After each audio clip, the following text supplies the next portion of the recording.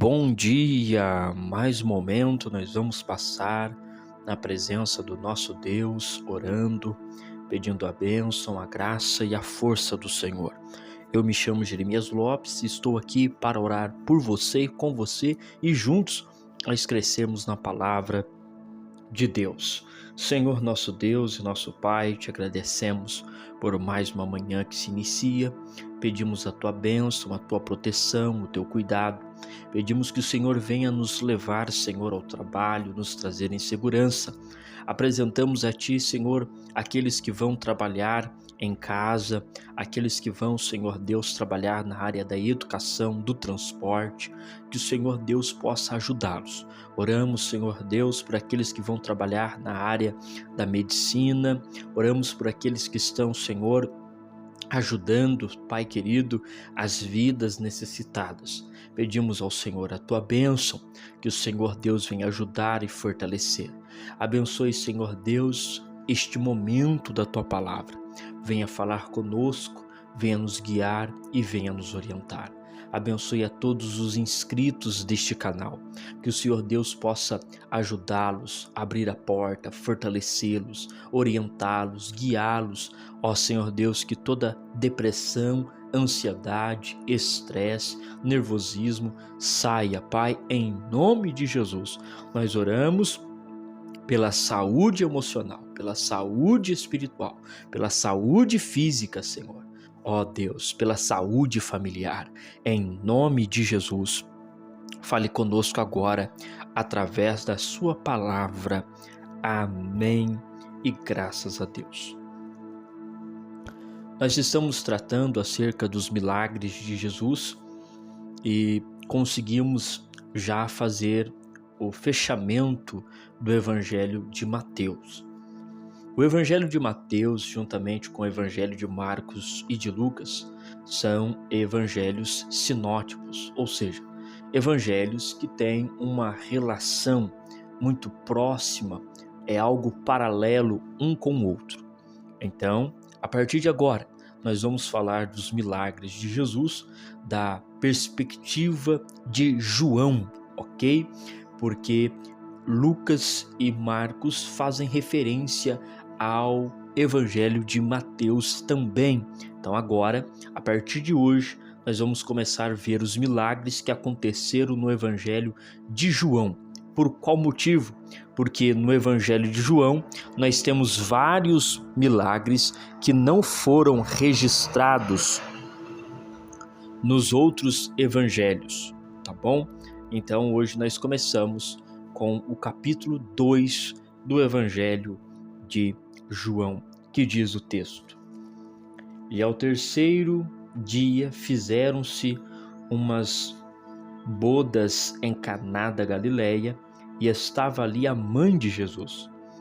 E foram também convidados Jesus e os seus discípulos para as bodas. E faltando vinho, a mãe de Jesus lhe disse: Não tem vinho. Disse-lhe Jesus: Mulher, que tenho eu contigo? Ainda não é chegada a minha hora? Sua mãe disse aos empregados: Fazei tudo quanto ele vos disser. E estavam ali postas 6 talhas de pedras para a purificação dos judeus, e em cada uma cabiam 2 ou 3 metretas. Disse-lhes Jesus: Enchei de água essas talhas. E encheram-nas até em cima. E disse-lhes: Tirai agora e levai ao mestre-sala. E levaram. E logo que o mestre-sala provou a água feita em vinho, não sabendo de onde viera, se bem que o sabiam os empregados que tinham tirado a água, chamou o mestre-sala ao esposo. E disse-lhe: Todo homem põe primeiro o vinho bom, e quando já tem bebido bem, então o inferior. Mas tu guardaste até agora o bom vinho? Jesus principiou assim os seus sinais em Caná da Galileia, e manifestou a sua glória, e os seus discípulos creram nele. Depois disso, desceu a Cafarnaum ele, sua mãe, seus irmãos e seus discípulos, e ficaram ali não muitos dias. O Evangelho de João, ele tem a responsabilidade de mostrar para nós a forma como Jesus tinha a autoridade máxima em todas as áreas. O Evangelho de Mateus, nós vemos a autoridade de Jesus destacada, sim, sobre as enfermidades, sobre os demônios, sobre a tempestade. Mas o Evangelho de João, ele vai ressaltar a autoridade divina de Jesus. Por isso que o Evangelho de João, ele não tem genealogia. Por que que não tem? Não tem porque Deus não tem genealogia. João estava mostrando o aspecto divino de Jesus, enquanto Mateus, que nós estudamos, mostrava o filho de Davi. Lembra? Aquele que veio da linhagem de Davi, aquele que estava na qualidade de rei de Israel. Agora João vai colocar Jesus como Deus, por isso que ele inicia o capítulo 1 dizendo: no princípio era o verbo, e o verbo estava com Deus, e o verbo era Deus.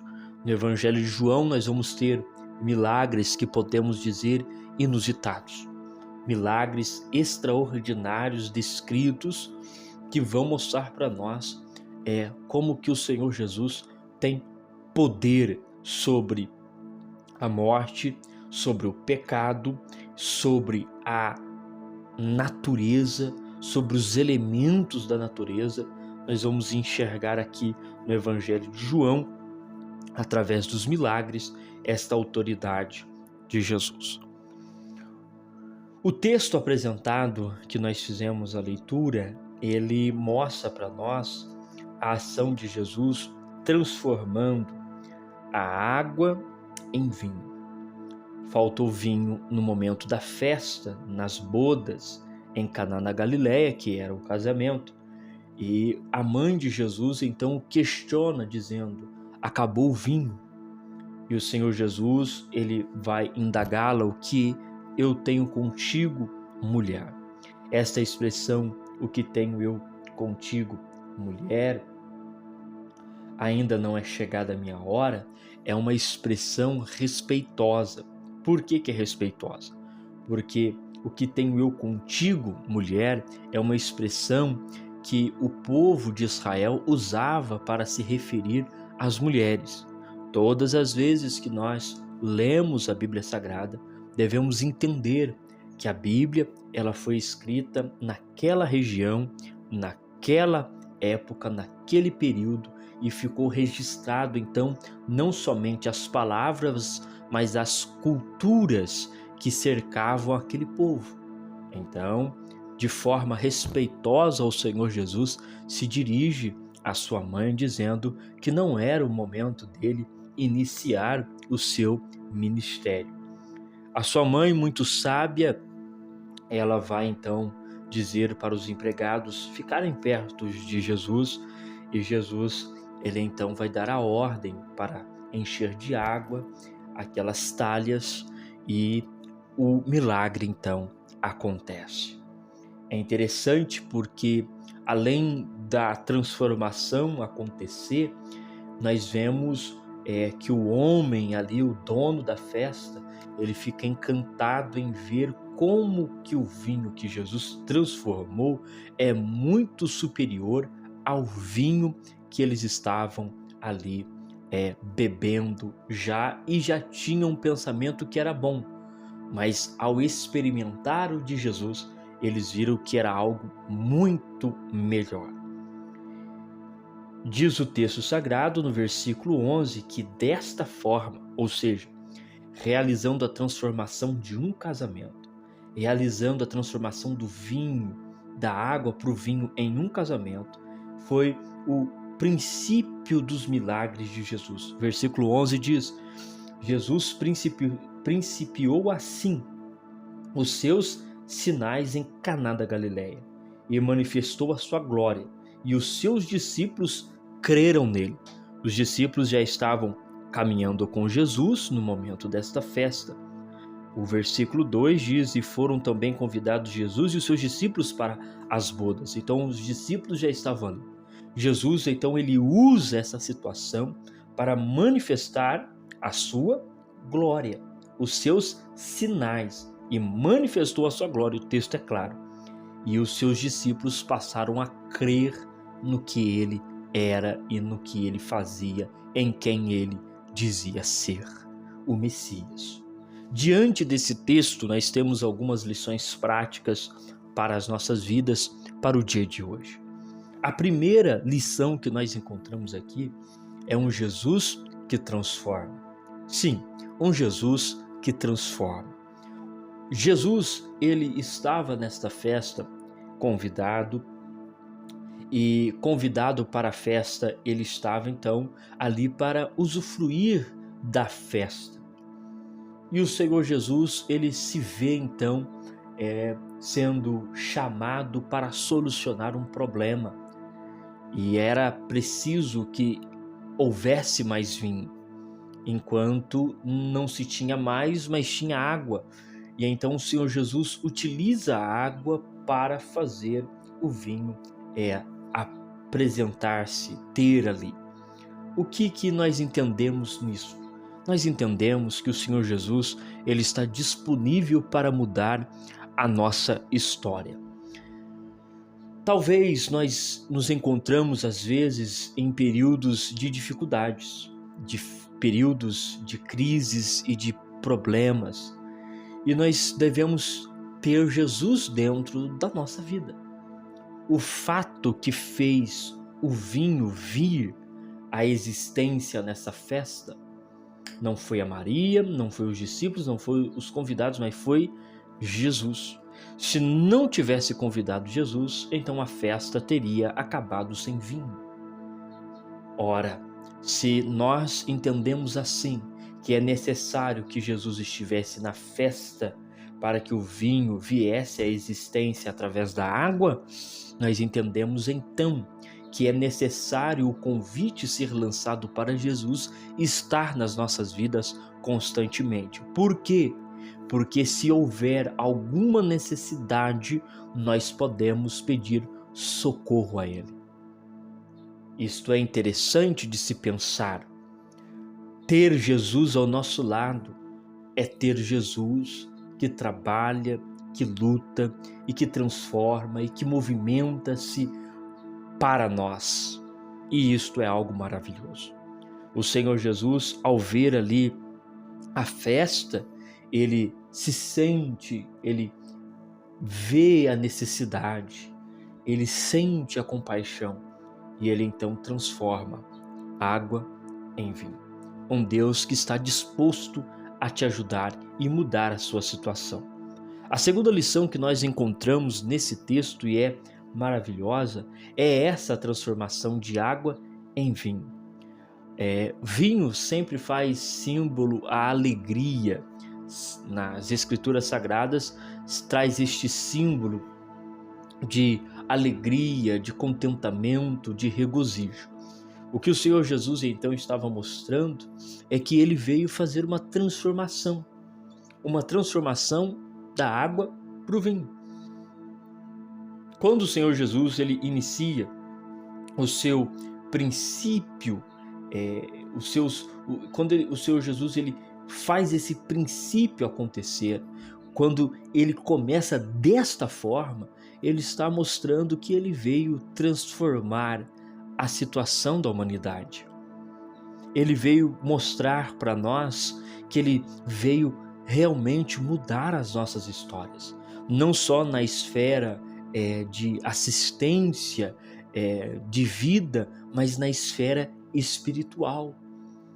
Se estávamos no estado de água, agora nós estamos no estado de vinho, completos e felizes. É uma transformação evidenciada.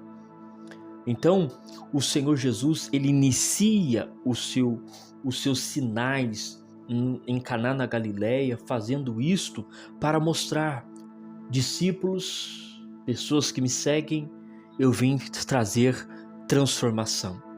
Eu vim fazer as trevas virarem luz. Eu vim fazer a água se transformar em vinho. Eu vim fazer a escuridão ser luz para as pessoas. Um Jesus que transforma. A terceira lição que nós encontramos nesse texto, e a gente encerra aqui por causa do nosso tempo, é que o Senhor Jesus, ele se manifestou em glória. Ele manifesta a sua glória. Ele manifestou a glória naquela ocasião. E o Senhor Jesus faz isso na minha e na sua vida.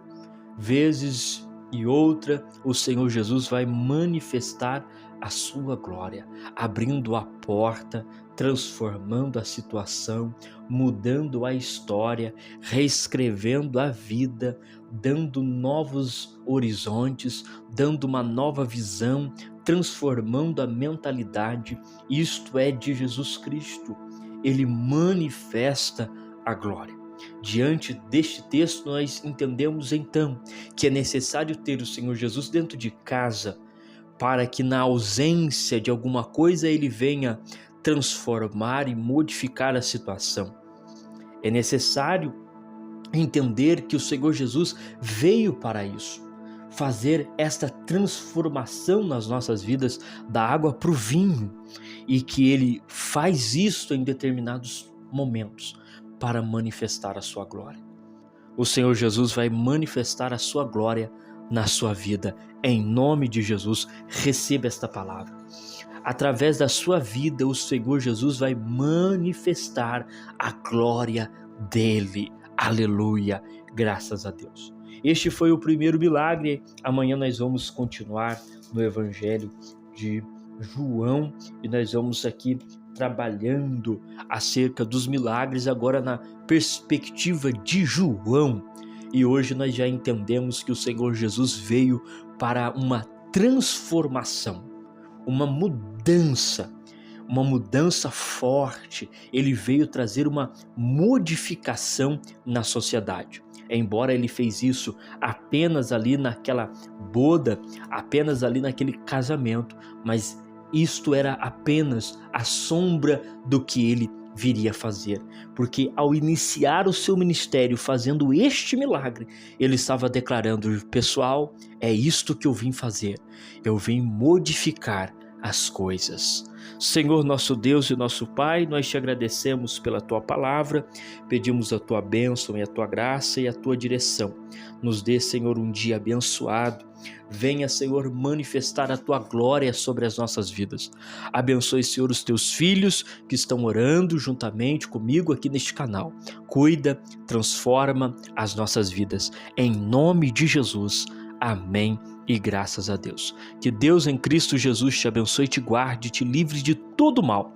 Mas à tarde estaremos juntos meditando um pouco mais na palavra de Deus. Até lá.